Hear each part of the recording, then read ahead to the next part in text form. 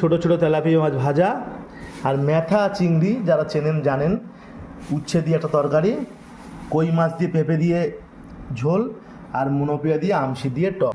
মাছ ভাজা দিয়ে প্রথমে শুরু করলাম, পেঁয়াজ আর রসুন, দারুণ। এইবার খেয়ে নিচ্ছি ম্যাথাটা আবার দেখাই, এই দেখুন, এটা আমাদের পুকুরে হয়েছে, ছোট্ট ছোট চিংড়ি মাছের বাচ্চা, এগুলোকে আমরা ম্যাথা বলি। উচ্ছে দিয়ে দারুণ লাগে, এটা আমার খুব ভালো লাগে খেতে। কারা কারা ম্যাথা ভালোবাসেন অবশ্যই জানাবেন। এইবারে খাবো কই মাছ পোনা মাছ দিয়ে পেঁপের ঝোল।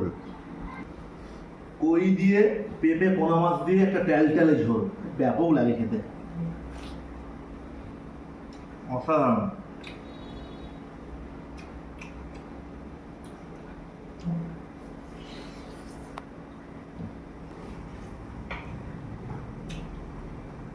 হালকা পাতলা ঝোল, মাঝে মাঝে শরীরের জন্য খুব ভালো।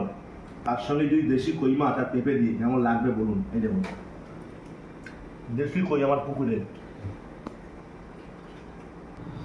খাওয়াটা দারুণ হলো। এবার একটু আমসি চুষে নিই। সেই স্বাদ।